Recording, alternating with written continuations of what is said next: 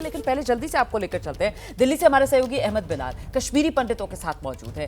बिलाल, जरा पूछिए इन कश्मीरी पंडितों से, इस नई उमर अब्दुल्ला सरकार से ये क्या आस, ये क्या उम्मीद लगा रहे हैं? बिल्कुल रुमाना, देखिए अपने घर से दूर, अपने आशियाने से दूर कई सालों से ये कश्मीरी पंडित जो है वो दिल्ली एनसीआर के अलग अलग इलाकों में रह रहे हैं। और क्या उम्मीद इनको उमर अब्दुल्ला सरकार से होने वाली है? सर, अपना नाम बताएं। और उमर अब्दुल्ला आज शपथ लेंगे मुख्यमंत्री पद की, आप लोगों की क्या एस्पिरेशन और क्या उम्मीद है?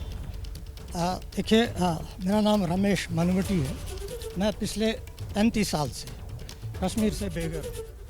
जहाँ तक आज की सरकार का, ये तो एक डेमोक्रेसी की जीत है, तो हम ज़रूर डेमोक्रेटिकली इलेक्टेड व्यवस्था को उसको बधाई दे रहे हैं। मोदी जी की सरकार को बधाई दे रहे हैं कि देश ने आपको क्या उम्मीद है?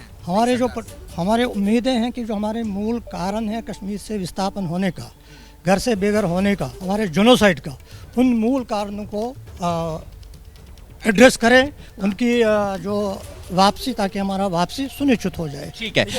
नेशनल कॉन्फ्रेंस और कांग्रेस दोनों ने अपने मैनिफेस्टो में कहा था कि सम्मानजनक वापसी कराएंगे कश्मीरी पंडितों की। क्या इस उम्मीद से आप लोग, लगता है कि ये होगा? नहीं, ये पॉसिबल नहीं है। ये शुरू से ये जो सब सारा सेपरेटिज्म हुआ, ये फारूक अब्दुल्ला ने करवाया है, तो ये दोबारा से कैसे बुला लेगा?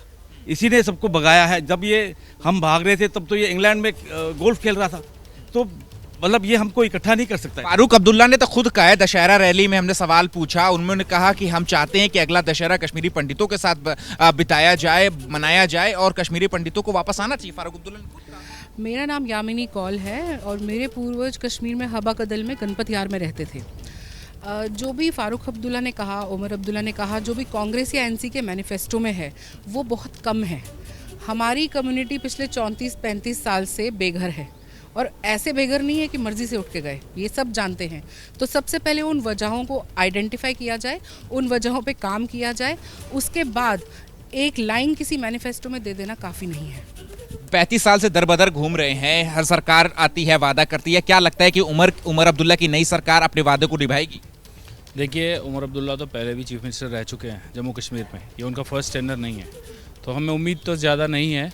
बट अब अगर कुछ लिखा है मैनिफेस्टो में तो हम यही एक्सपेक्ट कर सकते हैं। हम इतने श्योर नहीं है जैसे अभी बाकी सब सीनियर्स ने बताया। पूरा करेंगे या नहीं करेंगे कश्मीरी पंडितों को? हमें उम्मीद नहीं है, वैसे उम्मीद नहीं है। रुमाना, तो देखिए ज्यादातर जो लोग हैं कश्मीरी पंडित, उनका कहना है कि हर सरकार वादा करती है, लेकिन उमर अब्दुल्ला सरकार से भी बहुत ज्यादा धोखे खाए हैं कि अब यहाँ पर उम्मीदें जो हैं वो मध्यम पड़ती हुई नजर आ रही है। लेकिन फिर भी उमर अब्दुल्ला शपथ लेने से पहले उम्मीदें जो हैं वो बढ़ाते हुए नजर आ रहे हैं। किस तरीके से वो फिर से दावा कर रहे हैं कि वो उम्मीदों पर खरा उतरेंगे, सुन लेते हैं।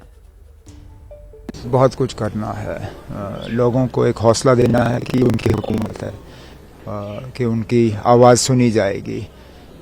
5-6 साल हो गए लोगों को, उनको कोई सुनने के लिए तैयार नहीं था। तो हमारा फ़र्ज़ बनेगा कि हम उनकी बात सुने और सुनी हुई बात पे अमल करें। मुतालबे बहुत हैं, जैसे मैंने कहा, अब एक एक को मैं यहाँ गिनूँगा तो गलत होगा, लेकिन कोशिश ज़रूर की जाएगी कि हम लोगों की उम्मीदों के बराबर उतर आएँ। और आइए सीधे स्टूडियो में जो खास मेहमान मौजूद हैं उन्हीं का रुख करते हैं। मैं वरिष्ठ पत्रकार अनिल आनंद सर से शुरुआत करूंगी। सर, ये कांटों का ताज है आज जो सर पर सजने वाला है उमर अब्दुल्ला के? देखिए, सबसे पहले तो ये प्रजातंत्र की बहुत बड़ी जीत है कि 10 साल के बाद एक पॉपुलर गवर्नमेंट, इलेक्टेड गवर्नमेंट जो है वहाँ काम करने जा रही है और लोगों के साथ एक राबिता जुड़ने उनका जा रहा है। ये कोई आसान काम नहीं है, बहुत कठिन है डगर पनघट की। बहुत ही कांटे आएंगे, बहुत ही रोड ब्लॉक्स होंगे चलने के लिए, इतना आसान नहीं होगा। सबसे पहले अगर आसान बनाना है इसको, तो जो यूटी की सरकार नई बनने जा रही है और जो केंद्र की सरकार है, इनमें समन्वय होना बहुत ज़रूरी है जी। अगर समन्वय नहीं हुआ, क्योंकि लेफ्टिनेंट गवर्नर का एडमिनिस्ट्रेशन वहाँ रहा, वही तंत्र है जो दिल्ली में हम देख रहे हैं मॉडल, और किस तरह से दिल्ली में कॉन्फ्लिक्ट्स हैं आम आदमी पार्टी की सरकार में और केंद्र में। अगर उस तरह से कॉन्फ्लिक्ट्स हुए तो मुझे खदशा है, मुझे बहुत डर है कि ये जम्मू कश्मीर एक बड़ा स्ट्रेटेजिक एरिया है। कल साहब हमारे साथ बैठे हैं, he can vouch for it. बहुत स्ट्रेटेजिक एरिया है, 2 फ्रंट, हमारे 2 दुश्मन हैं, तो अगर वहां पे भी इस तरह का कोई अगर माहौल बनता है दिल्ली जैसा तो फिर आर पार वाला बहुत क्यों नहीं खराब सरकार होगा। वर्सेस तो एलजी। मेरा ये मानना है सबसे पहले केंद्र और यूटी की सरकार में समन्वय होना बहुत ही जरूरी है। उनको इश्यूज आइडेंटिफाई एक तो सरकार को करने ठीक हैं है। और दूसरा केंद्र और यूटी सरकार के लेवल पे भी उनको कुछ इश्यूज आइडेंटिफाई करने होंगे, जिनमें कश्मीरी पंडितों का इशू भी है जो एक-एक अकेले करके उस तमाम मुद्दों पर आएंगे ना सर। तो यूटी कर्नल की सरकार तेज हल टिक्कू जी कर का पाएगी पहले ना हम रुक केंद्र कर लेते सरकार हल हैं कर और पाएगी। उन्हीं से जरा की समझने की कोशिश करते हैं कि वो समन्वय कोऑर्डिनेशन की बात जो यहाँ पर अनिल सर कर रहे थे, कुल मिलाकर उसमें पहला और बुनियादी कदम यही होगा कि वो स्टेटहुड की जो मांग की जा रही है वो दर्जा दिया जाए जम्मू कश्मीर को। कर्नल तेज टिक्कू, आपका इस पर रिएक्शन? देखिए, मैं मानता हूं कि जम्मू कश्मीर को स्टेटहुड देना एक बहुत ज़रूरी चीज़ है। ठीक। और मुझे लगता है सेंट्रल गवर्नमेंट और स्टेट गवर्नमेंट दोनों, मुझे नहीं लगता है इसमें कोई विरोधाभास है। और स्टेट, क्योंकि जब एब्रोगेशन हुआ था आर्टिकल 370 का और रीऑर्गेनाइजेशन हुई थी, तब भी ये बताया गया था कि टाइम आने पर इसको स्टेटहुड वापस मिल जाएगा। मुझे नहीं लगता इसमें कोई ज़्यादा प्रॉब्लम आने वाली है। लेकिन सर वो पिछले दिनों जिस तरीके से कुछ नियम कायदे कानून बदले गए ना और एलजी की पावर्स और बढ़ा दी गई, उसके बाद तो ये माना गया कि कहीं ना कहीं एक कोशिश की जा रही है कि ठीक है, जो भी होता है चुनाव के अंदर जिसकी भी सरकार बनती है, पावर्स जो है वो कंसोलिडेट एलजी के हाथ में ही रखी जाएंगी। उसी का एक रास्ता जरिया बनाया जा रहा है यहाँ पर। जी, जुलाई 5 की जो नोटिफिकेशन है उसमें तकरीबन law and order, secretary level की पोस्टिंग्स और आईबी, लोकल इंटेलिजेंस सब लेफ्टिनेंट गवर्नर के हाथ में। मुझे लगता है क्योंकि पहले सरकार बनने के बाद जितने लोगों ने, जितने तत्वों ने नेशनल कॉन्फ्रेंस कांग्रेस को वोट किया है उसमें अलगाववादी भी बहुत है। ठीक है। तो सरकार को थोड़ा बहुत कॉशियसली चलना पड़ेगा।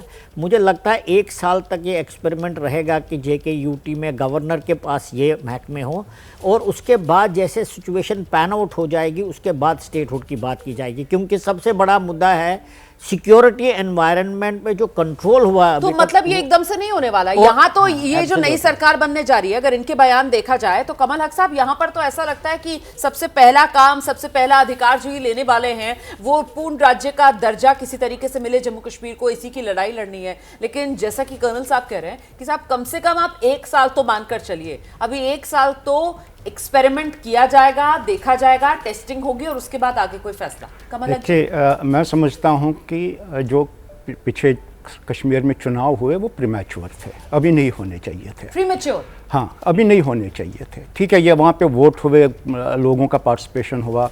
ये सरकार की, शायद केंद्र सरकार को सुप्रीम कोर्ट की मजबूरी की वजह से चुनाव करवाने पड़े।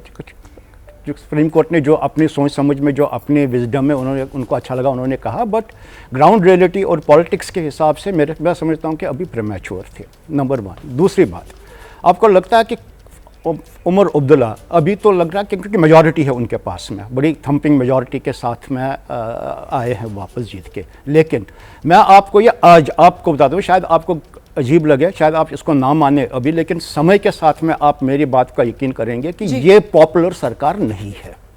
ये सर्कमस्टांसेस की वजह से सरकार बनी है।